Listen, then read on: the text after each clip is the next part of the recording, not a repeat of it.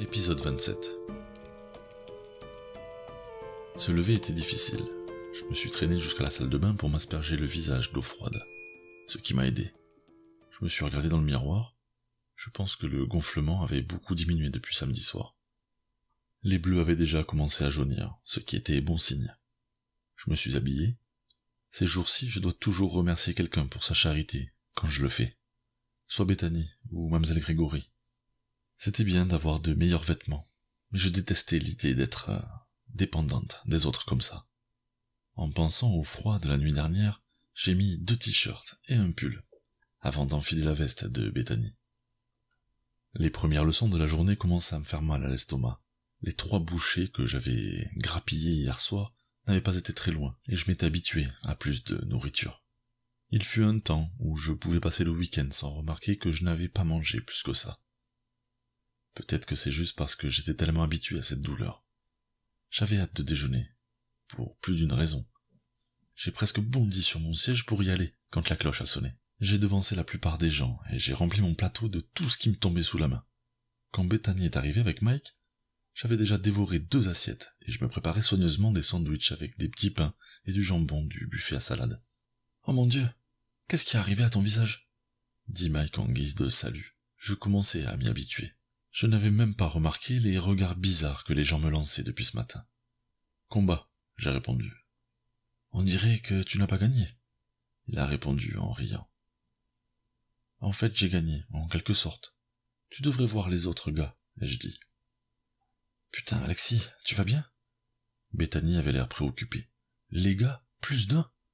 Mais qu'est-ce qui s'est passé ?»« Ne t'inquiète pas, Bethany, c'était juste une petite bagarre.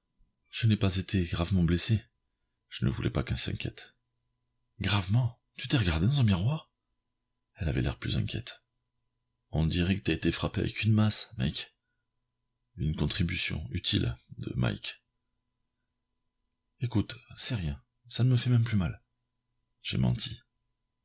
Il n'y a rien à dire, des types m'ont sauté dessus et l'un d'eux m'a frappé avant que je puisse m'enfuir. Je n'aimais pas mentir à Bethany, mais je l'avais déjà fait. Elle ne savait même pas où j'habitais. Il valait mieux qu'elle ne sache pas ce que je faisais de mon temps libre, de toute façon. L'ambiance n'était pas aussi bonne que je l'avais espéré. Je ne pouvais pas dire si Bethany savait que je mentais, mais personne n'a parlé pendant un moment, alors qu'il mangeait et que je continuais à préparer le dîner de ce soir. Finalement, Mike a rompu le silence. « Hé, les cours ont été annulés cet après-midi. Vous savez pourquoi ?»« Non, pourquoi ?» a dit Bethany. J'ai haussé les épaules. « Nous avons un truc de carrière. J'ai entendu dire que les militaires viennent nous endocriner. Ça a l'air amusant, a-t-il dit. Mais il n'y a rien de mal avec l'armée. J'y pense sérieusement. Ils forment la moitié des pilotes, tu sais. Ils gèrent toutes les bourses d'études, a dit Bethany. En plus, ton père peut glisser un mot et tu seras en haut de la liste, a-t-il dit en lui faisant un sourire. Non, c'est au mérite. Tu dois passer des tas de tests sur des simulateurs et tout ça. Ouais, des simulateurs avec lesquels tu peux aller jouer pendant tes vacances, quand ton vieux papa chéri t'emmène au travail. Il te laisse voir les copies d'examen aussi ?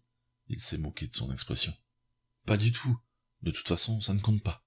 Je parie que la plupart des enfants passent du temps sur des simulations commerciales de toute façon. Et ils ont continué à se disputer. Ou plutôt, Mike a continué à la faire tourner en bourrique. Je réfléchissais. Je savais que l'armée avait un gros budget pour les pilotes. Bethany avait raison quand elle disait que la plupart des bourses étaient sponsorisées par eux. Ils ont formé plus de la moitié des pilotes de l'espace. Des pilotes américains en tout cas. L'autre moitié était celle dont les parents étaient assez riches pour payer les frais de l'école, de haut niveau. C'était bien au-delà de mes moyens. J'avais beaucoup réfléchi à l'idée de rejoindre l'armée, mais je n'avais pris aucune décision. J'ai dû attendre longtemps avant de devoir me décider pour les bourses d'études. 3 ans au moins. Entre-temps, je devais maintenir mes notes élevées. Quelle que soit ma décision. Donc ce n'était pas une chose à laquelle j'avais consacré beaucoup de temps. J'ai fait quelques calculs dans ma tête. En fait, c'était plutôt 2 ans. Je crois que je comprends pourquoi l'école l'a organisé maintenant. C'était agréable de pouvoir aller quelque part avec Bethany et Mike après le déjeuner, plutôt que de se séparer pour aller en classe. Nous avons marché ensemble jusqu'à la salle de réunion. La plupart du fond de la salle était déjà remplie d'étudiants. C'était un défaut pour quiconque avait moins de 20 ans d'aller à l'arrière. Bus, classe et assemblée. L'arrière était toujours l'endroit où il fallait être. En raison de notre arrivée tardive, nous nous sommes retrouvés à quelques rangs de l'avant. J'ai replié mes jambes et me suis assise. Bethany à côté de moi. Mike, de l'autre côté de Bethany, a gémi en croisant ses jambes. « Nous devenons bien trop vieux pour nous asseoir par terre comme ça, » a-t-il dit. Ça ne m'a pas dérangé. Nous nous sommes assis et avons discuté dans le murmure excité des voix qui commence quand un groupe d'enfants est réuni pour quelque chose qui n'est pas de la routine. Finalement, un groupe de personnes s'est rassemblé sur le côté de l'estrade surélevée, à l'avant. Il y avait quelques enseignants, dont le principal, et 3 nouveaux étrangers. Ils portaient tous des uniformes. RSS tient droit dans un uniforme bleu marine impeccablement repassé, couvert de boutons et de galons dorés, avec un patch de badge sur la poitrine gauche et un béret noir soigneusement posé sur la tête. Il parlait à une infirmière en salopette vert clair. Ça devait être la tenue des infirmières militaires. La dernière personne debout, à côté des 2 autres, portait un uniforme de police. Pas celui qu'il portait dans la rue, mais la version déguisée qu'il gardait pour les événements, je suppose. Monsieur Phillips a tapé dans ses mains, lentement, et est monté sur l'estrade. « Étudiants, étudiantes, le moment est venu pour vous de commencer à réfléchir à ce que vous voulez faire lorsque vous allez quitter cet environnement merveilleux et chaleureux que vous aimez tant. » Il a souri en entendant le gémissement collectif du corps étudiant. « Allez, je sais que vous l'aimez. Ne me mentez pas, » dit-il sur un ton ironique. Sur une note plus sérieuse, écoutez ces gars, ils pourraient avoir un avenir pour vous. Cette semaine, chaque étudiant de votre année aura une demi-heure avec un conseiller d'orientation pour voir ce que vous pourriez être intéressé à faire et développer un plan pour y arriver. Réfléchissez bien. Ce sont les années les plus importantes de votre vie en la matière. Ne faites pas tout foirer comme nous, ou vous finirez tous professeurs. Il a fait un grand sourire en entendant les rires. Notre premier invité aujourd'hui est le lieutenant Mullins. Applaudissons-le bien fort. Le lieutenant est monté sur l'estrade sous un applaudissement mitigé et a accepté la poignée de main de M. Phillips. « Merci d'être venu. »« Bonjour les enfants. »« Ouah, mauvais départ. Ne jamais appeler un groupe d'adolescents enfants, si vous voulez qu'ils vous écoutent. » Je pouvais sentir la salle se hérisser, presque se hérisser d'agacement. Il a continué sans s'en rendre compte. Tout d'abord, combien de personnes ici ont été victimes d'un crime? Je me suis retourné pour voir combien de personnes levaient la main. J'ai remarqué que Bethany l'avait fait, ainsi que la plupart des moitiés des étudiants. Ceux qui ne l'avaient pas été devaient avoir grandi dans une zone décente. J'ai levé la main, faisant partie de la majorité. Il a balayé la salle du regard, et ses yeux ont rencontré les miens. Ses yeux s'élargissant un peu. Mince, tu vois, c'est pour ça qu'on aime être au fond. Stupide cocard. Toi là, au premier rang, je vois que tu as eu quelques problèmes. Que s'est-il passé?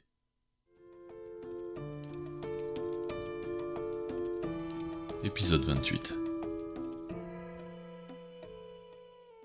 Je l'ai ignoré, espérant vraiment qu'il parlait à quelqu'un d'autre à côté de moi, ou qu'il abandonnerait si je ne répondais pas. Mais il ne s'est pas découragé, attendant patiemment ma réponse. Quand le silence est devenu très visible, j'ai senti que je devais le rompre. « Combattez !» j'ai dit. Je ne voulais pas parler à ce type. « Quoi? Quelqu'un t'a agressé ou attaqué, ou quelque chose comme ça ?» a-t-il dit. Il n'y avait pas une sorte de confidentialité pour les victimes? Je ne voulais pas dire quoi que ce soit à ce connard pompeux. Oui. Peut-être que si je lui faisais des réponses uniquement rapides et courtes, il irait faire ses choix ailleurs. Ok. Il a froncé un peu les sourcils. Mais en quelques secondes, son visage a retrouvé son sourire confiant, qui ne semblait pas atteindre à ses yeux. Eh bien, vous voyez, c'est pourquoi nous avons besoin d'une force de police forte. Notre travail consiste à retirer de la rue les personnes qui vous rendent la vie difficile. Nous travaillons dur pour que les armes ne tombent pas entre les mains des criminels. L'année dernière, nous avons retiré 577 armes à feu des rues de Montréal. Nous travaillons aussi pour cibler les gangs et débarrasser nos rues des drogues. J'ai dû faire de gros efforts pour ne pas rire aux éclats, mais il s'était arrêté de parler. Je me suis retourné et j'ai regardé autour de moi. Bethany et la plupart des étudiants s'étaient retournés pour me regarder. Merde. Quelque chose ne va pas, mademoiselle? Il m'a demandé, visiblement agacé d'être interrompu dans son petit monologue. J'étais grillé maintenant. Je pourrais aussi bien continuer.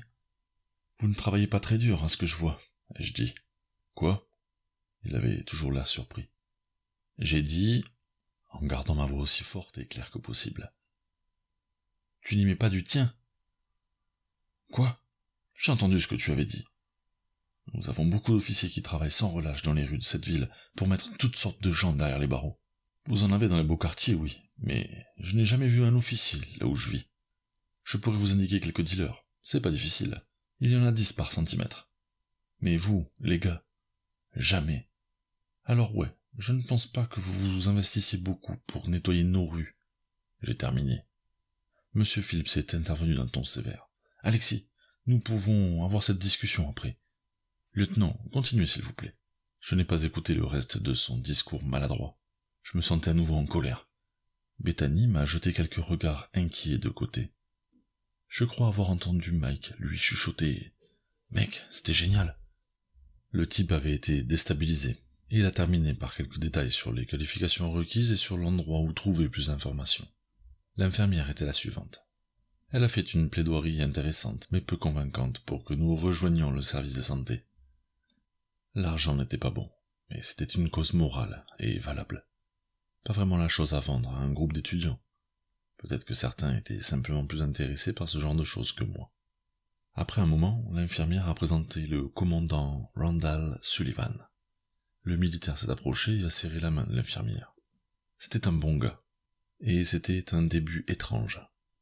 Maintenant, je ne sais pas ce qu'on vous a dit à propos de l'engagement. Si je devais deviner, je dirais que 90% c'est de la merde, a dit le militaire. Un murmure a parcouru la foule, au moment de la malédiction. Oups, désolé, monsieur Phillips. Il sourit au principal. Je ne veux pas avoir d'ennui. Eh bien, c'était une bien meilleure stratégie que le policier. Il a montré qu'il pensait qu'on était à son niveau en utilisant des mots d'adulte. Puis il a montré qu'il était à notre niveau en suggérant que le principal le réprimanderait. Intelligent. Maintenant, vous seriez surpris de voir toutes les opportunités que l'armée a à offrir. Nous ne sommes pas juste une bande de singes qui balancent des armes, vous savez. De nos jours, c'est une guerre pour la supériorité spatiale. Les batailles se déroulent là-haut, avec les chasseurs à commande de vols électriques et des vaisseaux de la taille d'une petite ville. Des petites villes dotées de leurs propres réacteurs à fusion et systèmes d'armes. Ces systèmes sont ceux qui nous donnent la puissance pour gagner.